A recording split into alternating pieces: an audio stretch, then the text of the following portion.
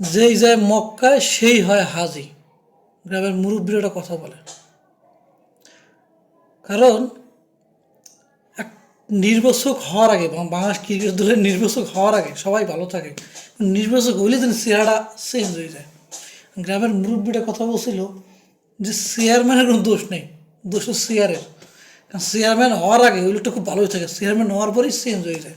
তো বাংলাদেশ ক্রিকেট বোর্ডের যে নির্বাচক পদটা, নির্বাচকের কোনো দোষ নেই, দোষ হলো নির্বাচক পদের।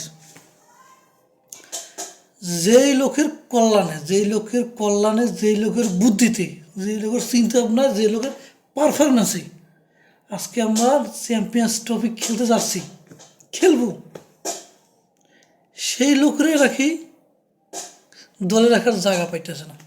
টিম কম্বিনেশন, টিম কম্বিনেশন 12টা যুক্তি দিয়েছে, টিম টিম কম্বিনেশন হয় না। যে লোকটা 17 থেকে 18 বছর বাংলাদেশ ক্রিকেট সার্ভিস, শুধু সার্ভিস না, বেস্ট সার্ভিস বাংলার ক্রিকেটের ইতিহাসে, বেস্ট প্লেয়ার, বেস্ট ব্র্যান্ড, তাকে আপনি জায়গা পাচ্ছেন না, কোন জায়গায় রাখবেন? এই উসিলা, এই কথা, এবারে বাল যুক্তি, হেডামার্কা যুক্তি দিয়ে আপনি তাকে দলের বাইরে রাখতেছেন।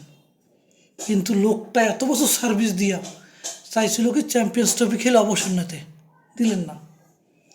স্বৈরাচারক তো আপনারাও কম না, সুযোগের সদ্ব্যবহার সুযোগ পেলে সবাই সেম কাজ সে কাছে নেই, কারণ সুযোগের অপেক্ষায় থাকে। ডাইরেক্ট বলে দিতে পারতেন যে ও আওয়ামী লীগের এমপির জন্য নেব না, হুদায় কি লেগে বালছাড়া যুক্তি দেন। আর যুক্তি দিলেন তো এমন একটা প্লেয়ারের পক্ষে এমন একটা যুক্তি দিলেন, হেডামার্কা যুক্তি। সে বোলিং দরকার নাই, সে ব্যাটিং, তার মাঠের উপস্থিতি, তার উপস্থিত বুদ্ধি, কোন দিক দিয়ে তার ফেলাই দেবেন, তার সমতুল্য কে আছে? শান্ত দলে চান্স পায়, ইমন দলে চান্স পায়, লিটন পায় না, মুস্তাফিজ পায়, মুস্তাফিজ এখন অফ ফর্মে আছে, শরীফুল আছে, মাহমুদুল হাসান আছে, তারা তো আর চান্স পায় না। মানে কি নান্নু আগে ভালো ছিল, নির্বাচক হওয়ার পর খারাপ হয়েছে।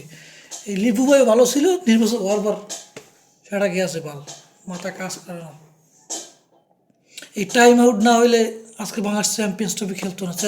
টাইম আউট নিয়ে কত কথা বললেন, আহ, সার্ভিস দিয়ে লোকটা কি পাইলো? কম সালারা মাইন্ডসে যাত না।